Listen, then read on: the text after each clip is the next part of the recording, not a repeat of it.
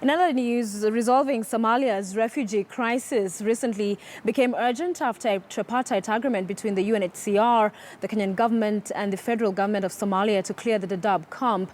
With voluntary return already underway, concern is growing on what conditions the returnees will have to endure back in Somalia. Trix Ingado visited the Dadaab refugee camp and filed this report.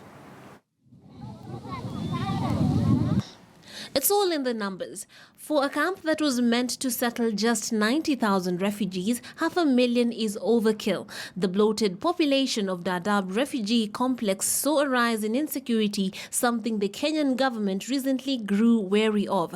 Recently, however, those numbers have reduced drastically from around 500,000 in 2011 to a little over 300,000, owing to refugees leaving for home on their own accord. But with this type of exodus comes concerns over how refugees will settle down in a land some have not called home for decades even. When the government spoke about the camps, the closure of the camps, the numbers significantly increased, and we have so many people coming to report at the return help desk for return. Where I came from, I flee from, there's no peace still. They are controlled by militias, so it will be very difficult for me to come back. To top it all off, Somalia's young government may not have sufficiently built up capacity to accommodate hundreds of thousands of returnees in need.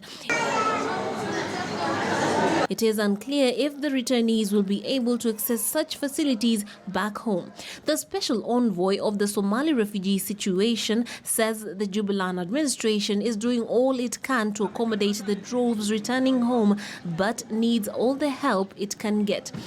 The only challenge they expressed, which we see how we can be able to address, is the challenge that comes with the return of people in terms of capacity and the facilities that they find on the ground. The special envoy is expected to provide advice on how best to address these concerns and identify potential solutions. This will aid with the integration that's consistent with the country's development plan.